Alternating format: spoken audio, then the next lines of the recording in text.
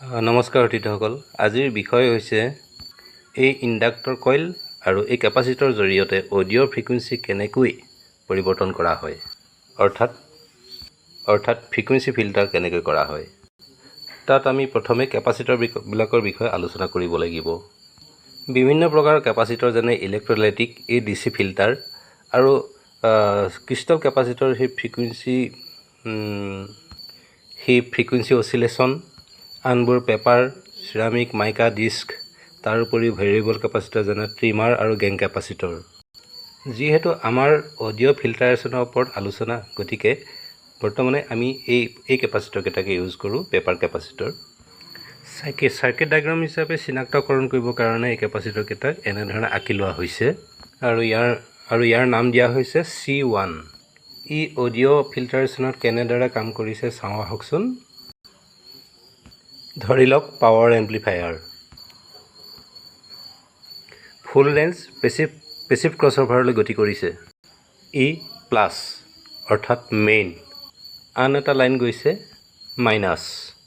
প্ৰথমে আমি হাই পাছ কৰোঁ, এই কেপাচিটৰটো ব্যৱহাৰ কৰোঁ। ইয়াক মেইন অৰ্থাৎ প্লাছত আমি ইয়াক জইন কৰিলোঁ। এম্প্লিফায়াৰৰ পৰা আউটপুট হোৱাখিনি গোটেইখিনি ফুল ৰেঞ্জ আছিল, অৰ্থাৎ ল', মিড, হাই সকলো সংমিশ্ৰণ আছিল। এই C1 অৰ্থাৎ এই কেপাচিটৰটোৰ মূল ধৰ্ম হৈছে ই LF ব্লক কৰিব, ফুল ৰেঞ্জৰ মাজৰ পৰা অহা LFখিনিক ব্লক কৰিব আৰু হাই পাছ কৰিব। ফলত এই কেপাচিটৰটো ইপাৰে ফুল ৰেঞ্জৰ মাজত LF আছিল, কিন্তু কেপাচিটৰটোৰ পৰা সিপাৰ হোৱাৰ লগে লগে LFখিনি নাথাকিল। LFখিনি ইয়াত ব্লক হৈ ৰৈ গ'ল আৰু হাই পাছ হ'ব, লগতে some percent মিড থাকিব।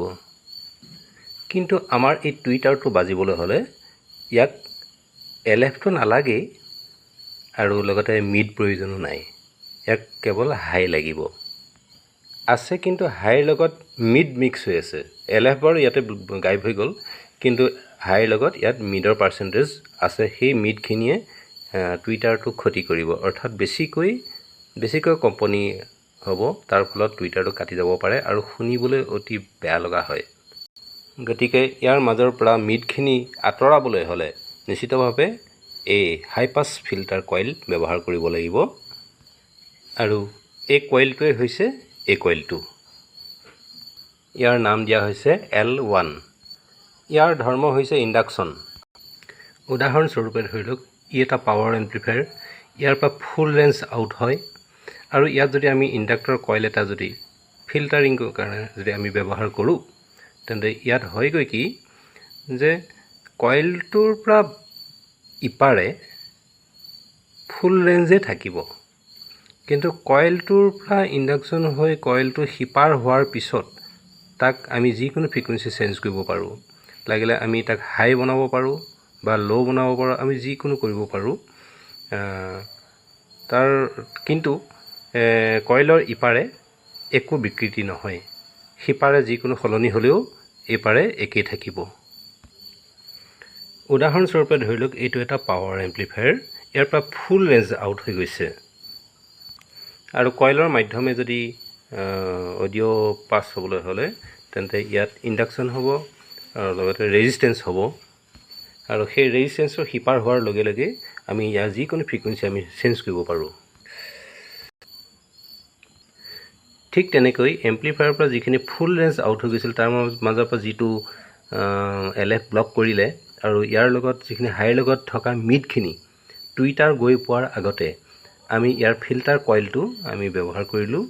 আৰু এই ফিল্টাৰ কইলে কি কৰিব যে ইয়াৰ লগত যিমানখিনি মিড আছিল সেই মিডখিনি মাইনাছলৈ বেক কৰি দিব। বেক কৰি দিলে ইয়াত কি থাকিলগৈ, এতিয়া অকল হাই থাকি গ'ল।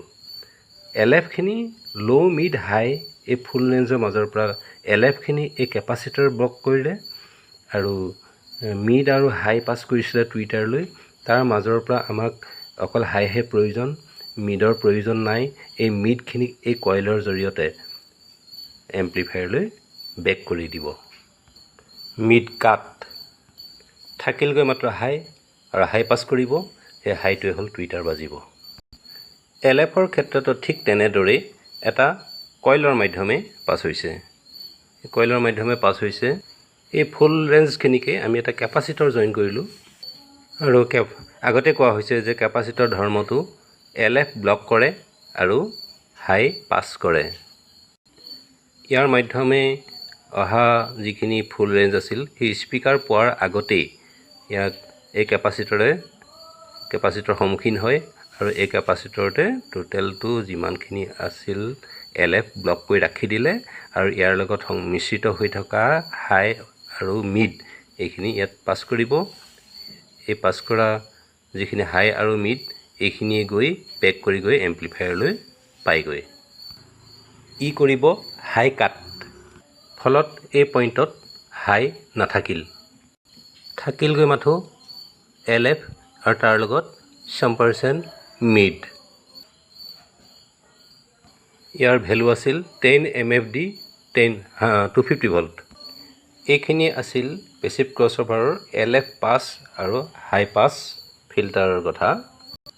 ইয়াত মন কৰিবলগীয়া কথা, লাইন একেটাই আউট হৈছে, পাৰ্থক্য মাথো ল' পাছৰ ক্ষেত্ৰত আগে কইল ব্যৱহাৰ হৈছে, তাক কেপাচিটৰ দি ফিল্টাৰ কৰিছে, আৰু আনটো হৈছে কেপাচিটৰ ফুল ৰেঞ্জৰ পৰা কেপাচিটৰ মাধ্যমে পাছ হৈছে আৰু কইলেৰে ইয়াক মিড কাট কৰিছে। পাৰ্থক্য সিমানেই। আশা কৰোঁ বুজিবলৈ সহজ হৈছে। নতুন ভিডিঅ'লৈ পৰৱৰ্তী পুনৰ আহিম। আজিলৈ নমস্কাৰ, ইমানতে সামৰিছোঁ।